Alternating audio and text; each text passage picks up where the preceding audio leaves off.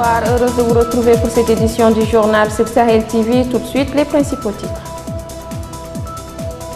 Pose de la première pierre pour la réalisation des différentes composantes du projet extension et modernisation de la ville de Sélibabi.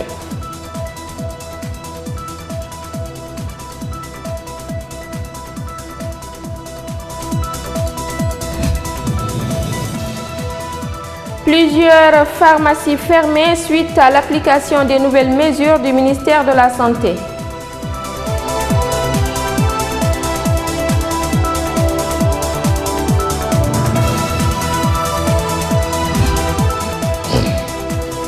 La 9e édition du festival Andis Festival International a démarré le 1er décembre 2019 dans les locaux du Centre de la promotion féminine.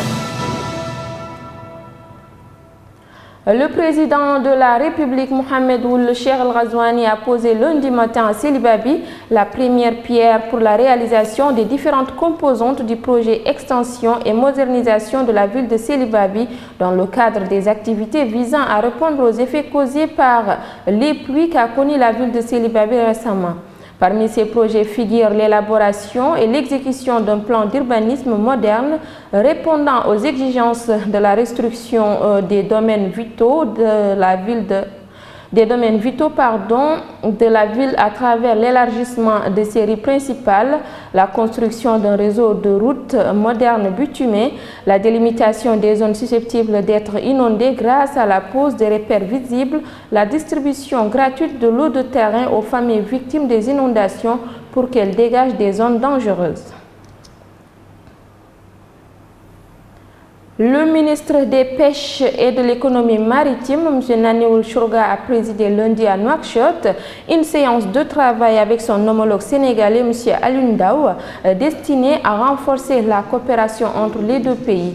Dans un mot prononcé par la circonstance, le ministre des Pêches et de l'économie maritime a précisé que le dernier protocole de la convention de pêche entre la Mauritanie et le Sénégal, qui a été renouvelé par une période d'1 an, et dans le cadre d'un appui alimentaire spécial pour la ville de Saint-Louis à des conditions fixant des montants symboliques s'ils sont comparés aux montants versés par les autres bateaux étrangers en activité en Mauritanie. Pour sa part, le ministre sénégalais des Pêches s'est félicité de la solide des relations fraternelles existant entre la Mauritanie et le Sénégal.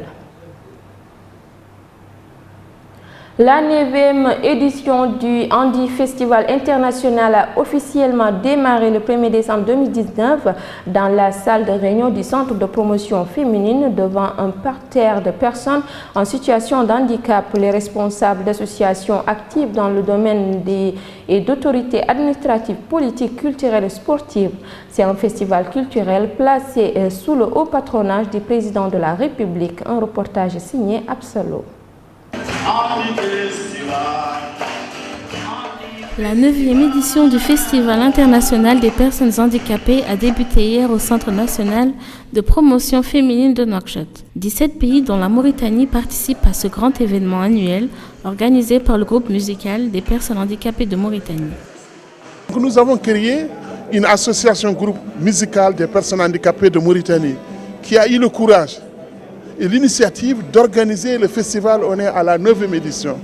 Et encore, ce que nous avons eu avec le nouveau président, le président Cheikh El Ghazouani, Mohamed Ould Cheikh El Ghazouani, qui a accepté, ou de le parrain.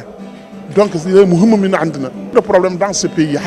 Il y a des problèmes financiers, que des personnes handicapées, nous avons le droit de s'épanouir, nous avons le droit de faire quelque chose avec vous. Cette rencontre de 4 jours a pour but d'orienter et de renforcer la capacité des musiciens en situation de handicap en vue de leur permettre d'apporter leur contribution au développement culturel du pays.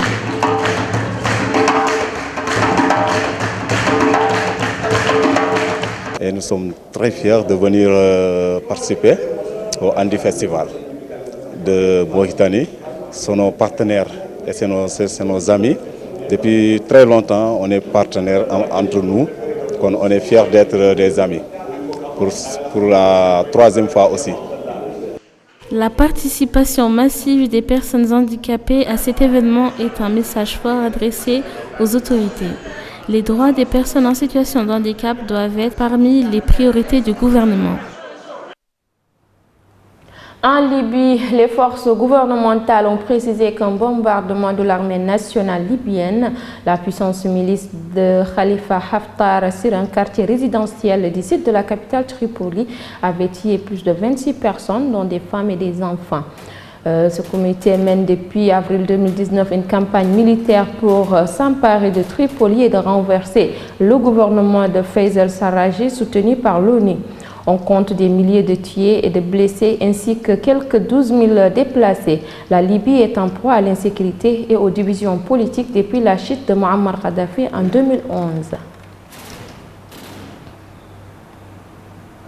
Une attaque a visé dimanche l'église protestante de Futuri dans l'est de Burkina Faso, faisant au moins 10 morts selon les médias locaux. Ce dimanche, des individus armés non identifiés ont attaqué l'église pendant la messe et au moins 10 fidèles ont été tués, ont rapporté des sources de sécurité. Depuis 2015, le Burkina Faso, pays sahélien d'Afrique de l'Ouest, est devenu la cible d'attaques terroristes sur la quasi-totalité de son territoire. Ces attaques ont fait à ce jour plus de 700 morts et des milliers de déplacés exportés et autres à une crise exposée et d'autres aussi exposés à une crise humanitaire selon les ONG. Plusieurs provinces du pays sont sous l'état d'urgence ou le couvre-feu. L'armée burkinabé multiplie les opérations antiterroristes dans la région du Sahel du nord et de l'est du pays.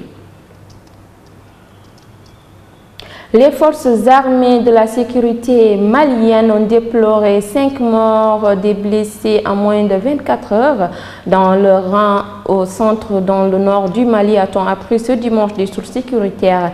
D'une part, 2 adjudants ont été abattus par 2 individus à moto à un point de contrôle de Menaka dans le nord du pays, selon des témoins et des sources sécuritaires. D'autre part, un véhicule des forces armées maliennes a sauté sur une mine samedi dans le cercle de Koro au centre du Mali, faisant 3 morts et plusieurs blessés. Selon des élus et habitants locaux, cet incident survient alors que les communautés Peul et Dogon ont commencé des pourparlers de paix la semaine passée dans le cercle de Koro, région de Mopti.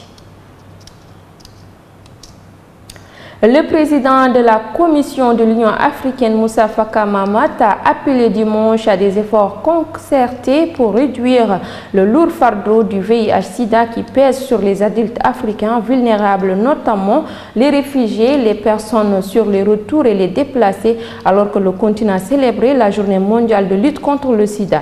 Le président du bloc panafricain de 55 membres qui se sont joints dimanche à la communauté internationale pour soutenir les personnes vivant avec les virus en Afrique et au-delà de l'Afrique a déclaré que ces groupes étaient particulièrement exposés au virus et que les jeunes femmes âgées de 15 à 19 ans restaient les plus vulnérables à de nouvelles infections.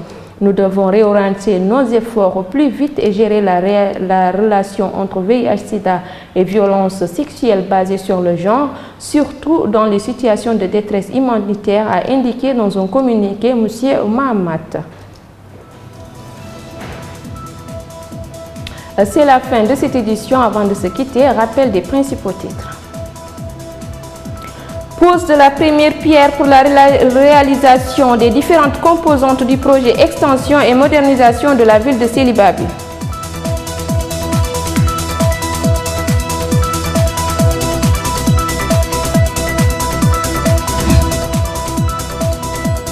Plusieurs pharmacies fermées suite à l'application des nouvelles mesures du ministère de la Santé.